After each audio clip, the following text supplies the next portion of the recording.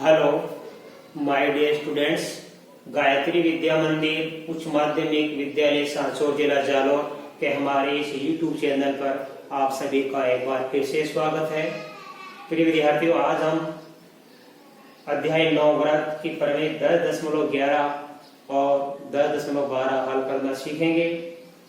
तो बच्चों देखो, प्रमेय 10.11 क्या लिखी है। चक्रीय चतुर्भुज के सम्मुख कोणों के प्रत्येक युग्म का योग 180 डिग्री होता है।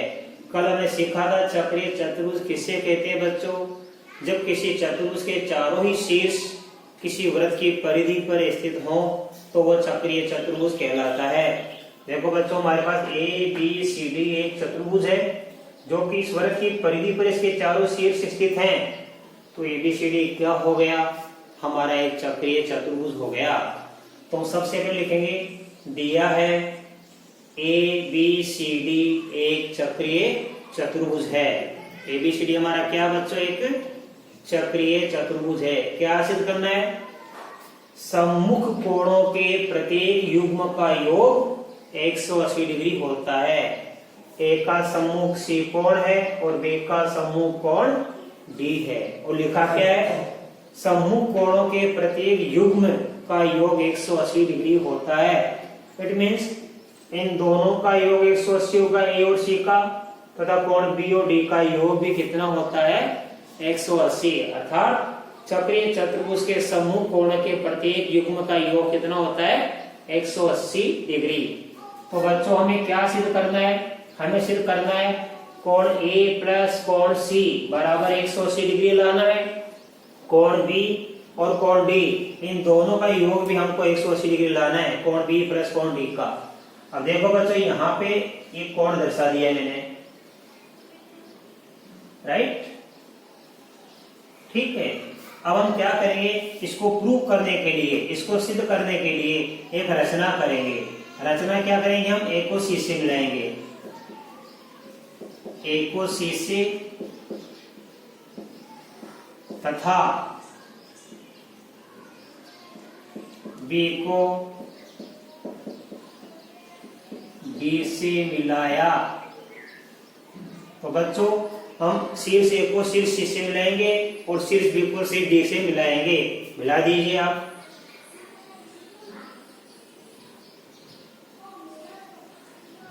राइट, इधर इसको मिला देंगे हम,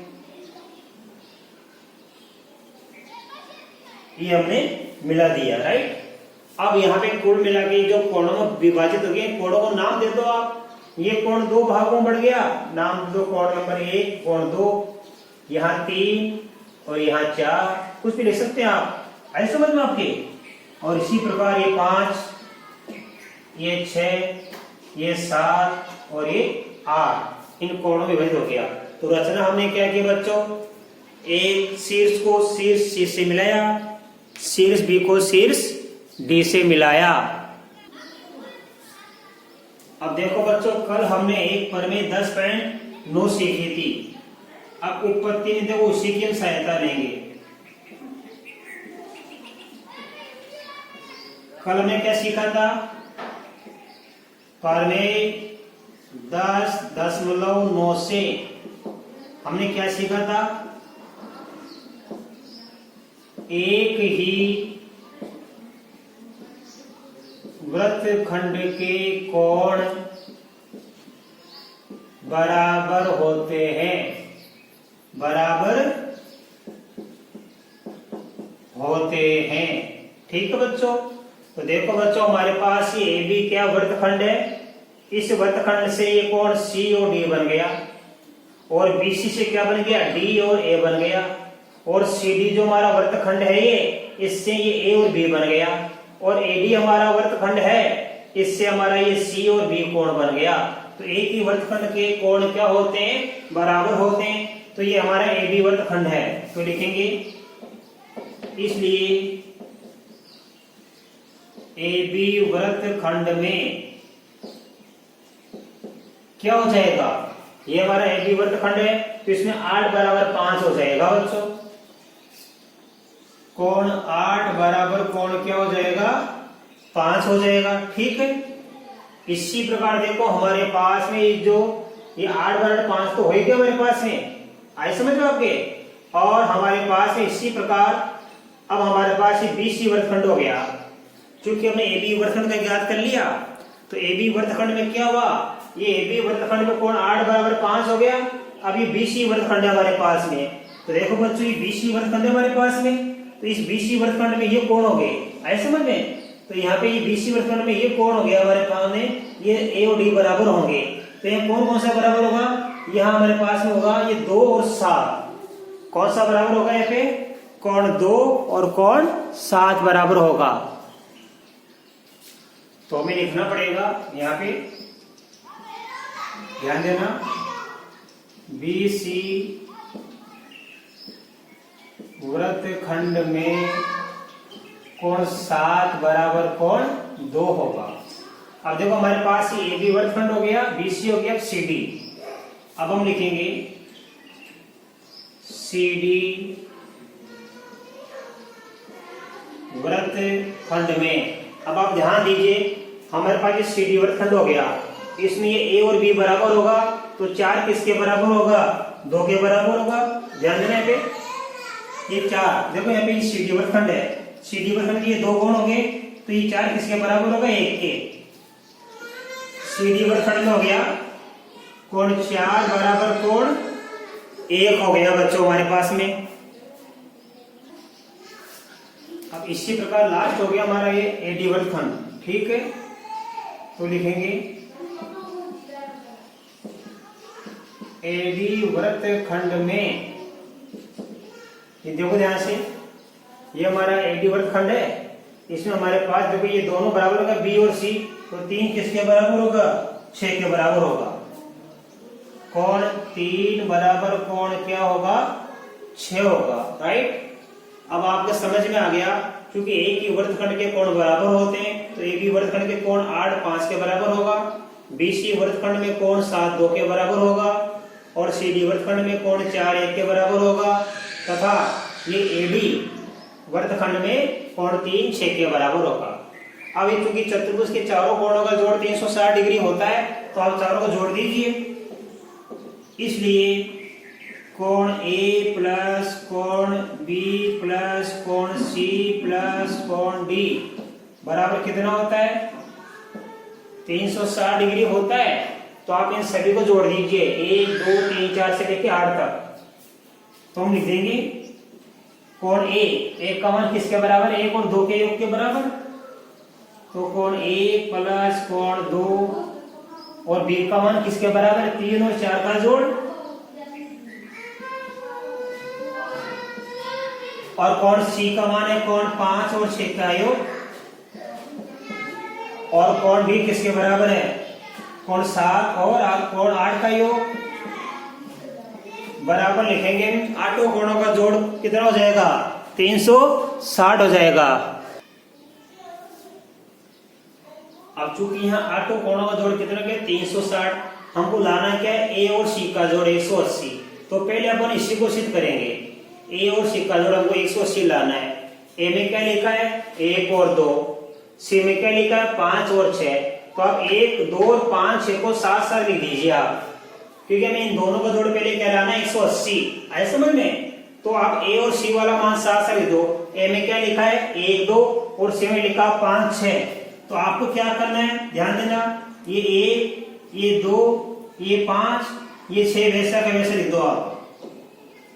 कोण 1 प्लस कोण 2 प्लस कोण 5 प्लस कोण 6 लिख दिया अपन ने। अब आप ध्यान देना, कोण 1 प्लस कोण 2 प्लस कोण 5 प्लस कोण 6 अपन ने लिख दिया। इसी प्रकार देखो आप, अब बाकी जो कोण बच गए 3 4 7 8 लिख दो।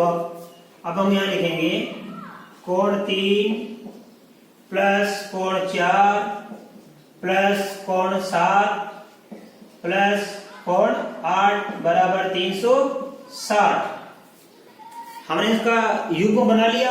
ए और सी वाला हमने पहले क्या लिख दिया, 7 लिख दिया। ए में 1 और 2 का जोड़, सी में 5 और 6 का जोड़, इनको हमने 7 लिख दिया। बाकी 3 4 7 8 को हमने बाद में लिख दिया। अब हमको बच्चों क्या करेंगे, यहाँ क्रम बनाएंगे। देखो 1 यानी का 1 2 5 है 1, तो हमारे सब 1 किसके बराबर है, 4 के। तो हम सबसे पहले यहाँ लिख देंगे 4 क्रम बनाने के लिए। 2 लिखा है, 2 हमारे पास किसके बराबर, 7 के, ऐसे समझ में, तो यहां हम कर देंगे 7। फिर लिखा 5 और 5 किसके बराबर, 8 के, तो यहां लिख देंगे 8। और 6 किसके बराबर है, 3 के, ऐसे समझ में। तो यहां पे देखो हम 8 की जगह क्या लिख देंगे, यहाँ पे हाँ ध्यान देना, हमारे पास में आ गया 1 2 5 6, ठीक है। तो आप ध्यान देना, 1 किसके बराबर हमारे पास में, 1 हमारे पास में है यहाँ पे देखो 4 के बराबर, ठीक है। और 2 किसके बराबर, 7 के, ये रहा। और 5 किसके बराबर, 8 के। और यहाँ पे 6 और 6 किसके बराबर है, 3 के। तो यहाँ लिखेंगे कोण 3, ये क्रम बन गया, राइट। तो वापस क्या लिखेंगे हम, देखो यहाँ पे कोण 1 प्लस कोण 2 प्लस कोण 5 प्लस कोण 6। अब 4 किसके बराबर लिखा हमने, 1 के, तो 4 की जगह वापस 1, 7 की जगह कोण 2, 8 की जगह लिखेंगे कोण 5 और 3 की जगह कोण 6। बराबर कितना हो गया यहाँ पे, 360 हो गया, राइट। अब देखो 1 कोण 2 बार, ये 1 2 बार, ये 2 भी 2 बार आ गया, 5 भी 2 बार आ गया, और 6 भी हमारे पास कितनी बार आ गया, 2 बार आ गया, ऐसा समझ में। तो कोण 1 कोण 2 कोण 5 कोण 6, ये प्रत्येक कितनी बार आ गया, 2 बार आ गया हमारे पास।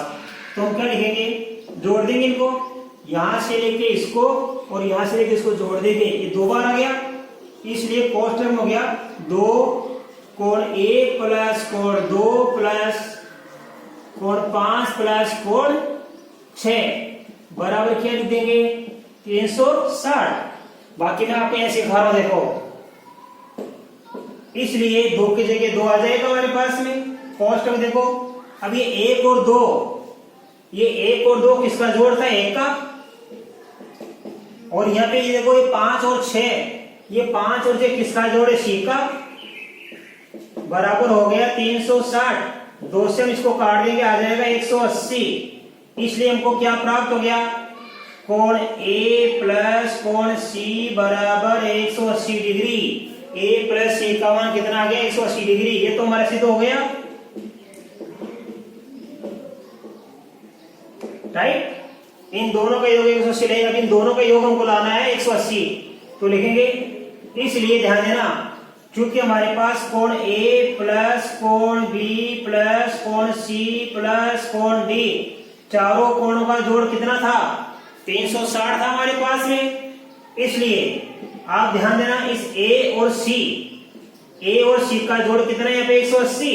तो इन दोनों की जगह तो हम लिख देंगे, यहाँ पे ध्यान देना 180 लिख देंगे हम, इस A की जगह और C की जगह लिख देंगे 180। प्लस बच गए B प्लस D बराबर 360। तो देखो B और D तुमने वैसे का वैसे लिख दिया, और चूंकि हमारे पास A और C का जोड़ हमको 180 प्राप्त हो गया, इसलिए कोण B प्लस कोण D का मान ज्ञात करने के लिए इसका कर देंगे पक्षांतरण, 360 माइनस 180। इसलिए कोण B प्लस कोण D बराबर बच जाएगा 180 डिग्री। तो ये भी हमारा क्या हो गया, द्वितीय भी सिद्ध हो गया। इस प्रकार हमने A प्लस C बराबर 180 लिया है, ये रहा। और B प्लस D बराबर कितना लिया है हम, 180 डिग्री। तो हमारी प्रमेय सिद्ध हो गई बच्चों। चक्रीय चतुर्भुज के समूह कोणों का योग 180 डिग्री होता है। A और C का जोड़ 180 लिए, B और D का जोड़ भी हम 180 लिए है। आप बच्चों इसका स्क्रीनशॉट ले लो, इसके बाद इसको साफ करके मैं अगली प्रमेय 10.12 सिखाऊंगा। देखिए बच्चों, प्रमेय 10.12 में क्या लिखा है, यदि किसी चतुर्भुज के समूह कोणों के एक युग्म का योग 180 डिग्री हो तो चतुर्भुज चक्रीय होता है।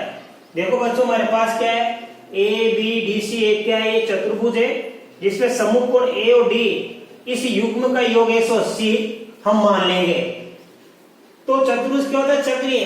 चाहे इन सम्मुख कोणों का योग 180 हो तो भी ये चक्रीय चतुर्भुज कहलाता है, और चाहे इन दोनों का योग 180 हो तो भी ये चक्रीय चतुर्भुज कहलाता है, क्योंकि इन दोनों का योग 180 होगा तो इन दोनों का भी 180 होगा, क्योंकि चारों कोणों का योग 360 होता है। तो जब सम्मुख कोणों का एक युग्म 180 है तो दूसरा युग्म भी कितना होगा, उनका योग भी 180 डिग्री होता है। तो क्या दिया हमारे पास में, ए बी सी डी एक चतुर्भुज है। ये हमारे पास ए बी सी डी एक चतुर्भुज है जिसमें क्या मान लिया हमने, कोण ए प्लस बी डी सी बराबर 180, अर्थात ये बी डी सी का नाम क्या है, डी का पूरा नाम है कोण डी का। तो ए और डी दोनों का जोड़ कितना मान लिया हमने, 180। तो कोण ए प्लस कोण बी डी सी बराबर क्या मान लिया हमने, 180 डिग्री मान लिया। दिया है हमारे सवाल में ये। अब क्या सिद्ध करना है, ए बी सी डी एक चक्रीय चतुर्भुज है। ये ए बी सी डी कैसा चतुर्भुज है, एक चक्रीय चतुर्भुज है। अब इसकी रचना करेंगे, थोड़ा इसको प्रूव करने के लिए रचना क्या करेंगे हम, ए बी सी से होकर में एक वृत्त खींचेंगे। देखो ए बी सी ऐसे जा रहा है, बी से भी जा रहा है और सी से भी जा रहा है, लेकिन डी से नहीं जा रहा। ये हम लिखेंगे, देखो तो लिखेंगे ए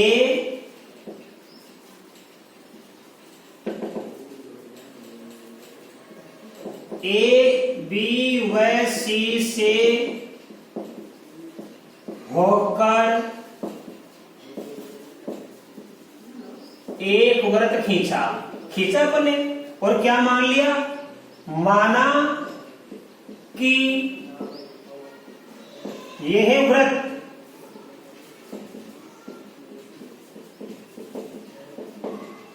डी से होकर नहीं जाता है। देखो चित्र में नहीं जा रहा है, ये हमने मान लिया कि यह वृत्त डी से होकर नहीं जाता है, तथा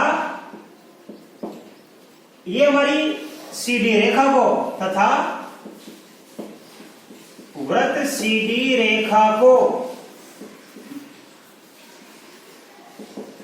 ई पर काटता है। कहा मान लिया अपन ने, ई पर काटता में ये मान लिया कि ये वृत्त जो जा रहा है ए बी सी से होकर जा रहा है, लेकिन डी से होकर नहीं जा रहा है।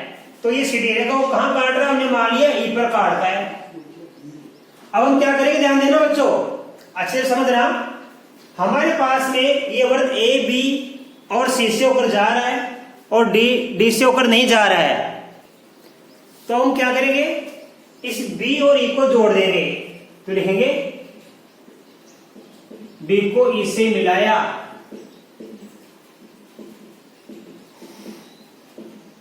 तो ये ए बी ई सी क्या हो गया, एक चतुर्भुज हो गया। इसलिए ए बी ई सी क्या हो गया, एक चक्रीय चतुर्भुज हो गया बच्चों।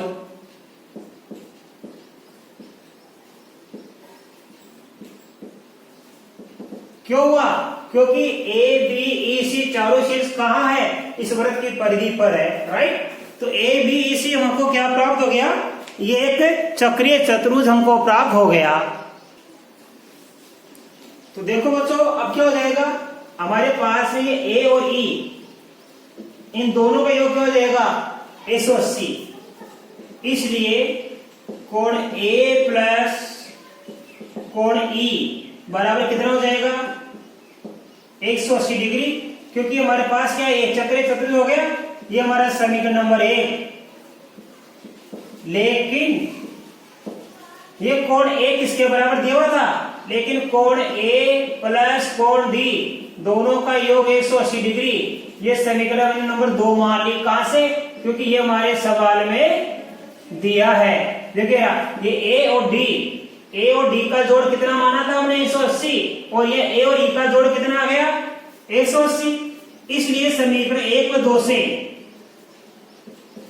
समीकरण 1 व 2 से इनका जोड़ भी 180, इनका जोड़ भी 180, तो क्या प्राप्त हो जाएगा, कोण ए प्लस कोण ई बराबर कोण ए प्लस कोण डी, यानी इन दोनों का मान इन दोनों के मान के बराबर हो जाएगा। तो ऐसे एक कट जाएगा, इसलिए क्या बच जाएगा, कोण ई बराबर कोण डी बच जाएगा हमारे पास में। बच्चों कोण ई किसके बराबर बच जाएगा, हमारे पास डी के बराबर बच जाएगा। अर्थात ई का पूरा नाम है बी सी, तो लिखेंगे अर्थात कोण बीईसी बराबर डी का पूरा नाम हो जाएगा बीडीसी। कोण बीडीसी ये मान लिया हमने समीकरण नंबर 3 मान ली। तो ये बीईसी बराबर किसके प्राप्त हो गया हमको? बीडीसी के प्राप्त हो गया। बीईसी बराबर हमको बीडीसी के प्राप्त हो गया समीकरण 1 और 2 की तुलना करने पर। अब देखिए बच्चों हमारे पास त्रिभुज कौन सा है? बीईडी। तो ध्यान देना त्रिभुज बीईडी में, अब देखो बच्चों इस डी भुजा को आगे बढ़ाया तो ये बहिष्कोण बन गया, ये बीईडी हो गया और ये कोण क्या है? बहिष्कोण बीईसी। तो त्रिभुज बीईडी में बहिष्कोण बीईसी किसके बराबर होगा?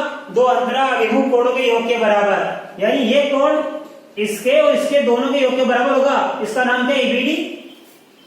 कोण ईबीडी प्लस इसका नाम क्या है? बीडी।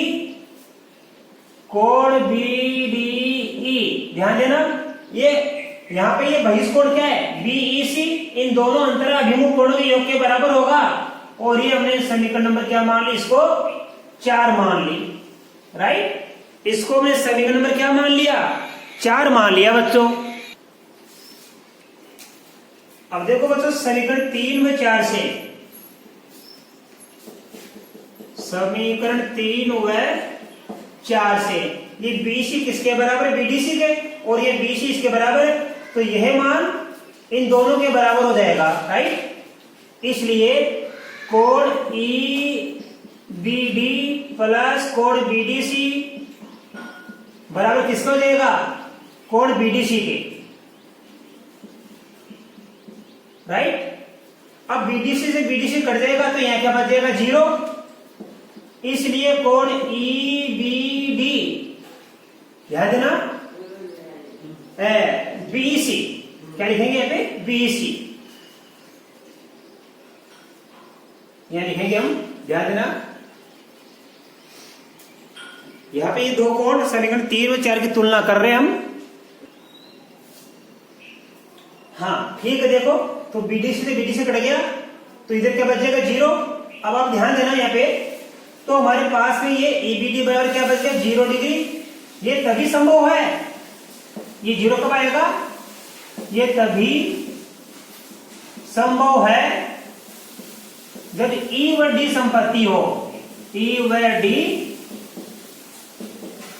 संपत्ति हो, यानी एक दूसरे के ऊपर हो दोनों। इससे क्या सिद्ध हुआ? इसलिए ए बी सी डी क्या हो गया? एक त्रिभुज है। और यही हमको सिद्ध करना था बच्चों। ठीक है, धन्यवाद।